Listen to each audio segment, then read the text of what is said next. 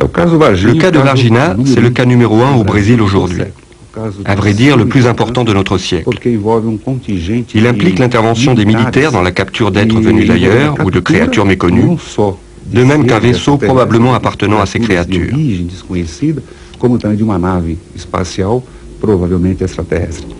Le 21 janvier 1996, 3 jeunes filles ont vu un alien. La créature, après avoir été capturée par les militaires, a été transférée dans un hôpital de la ville. Nous trois, nous descendions ce chemin lorsque nous avons vu contre le mur là-bas quelque chose de très étrange. Une chose ronde, très bizarre. Nous avons eu tellement peur que nous n'avons pas osé regarder longtemps et nous sommes partis en courant par là. Pendant qu'on courait, on a regardé derrière nous. Il était toujours là, il n'avait pas bougé. Il avait les bras et les jambes comme celles d'un être humain. Mais en faisant bien attention, il n'était pas normal. Il avait des cornes, la peau était marron et elle brillait comme s'il s'était enduit d'une sorte d'huile. Il avait de grands pieds et de gros yeux exorbités rouges. Il était accroupi contre le mur, avec les bras entre les jambes. Si ça avait été juste un homme accroupi par terre, on aurait pu passer par là. Mais comme il y avait cette chose si étrange, eh ben, on a changé de route. On avait trop peur. Selon la description des 3 filles, la créature qu'elles ont vue aurait cette apparence.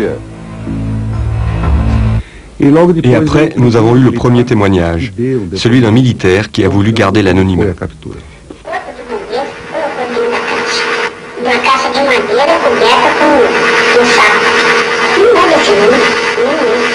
D'autres témoins affirment que l'étrange créature serait passée par l'hôpital régional. Cette dame nous dit que le gardien de l'hôpital a confirmé son passage.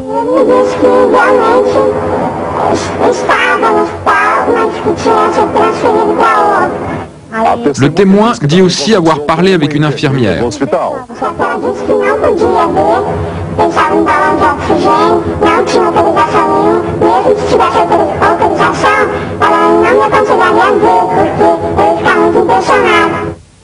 Ici, à l'hôpital régional, je peux vous garantir, et j'en suis convaincu, nous n'avons pas eu d'entrée de personnes ayant des caractéristiques différentes de celles d'un être humain.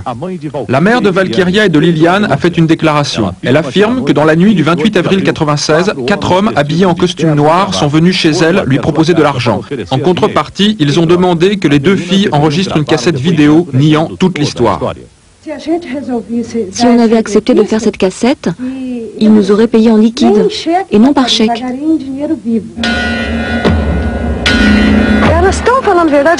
Elles disent la vérité, je vous donne ma parole. Elles ne plaisanteraient pas avec une chose aussi sérieuse, et ça j'en suis sûre.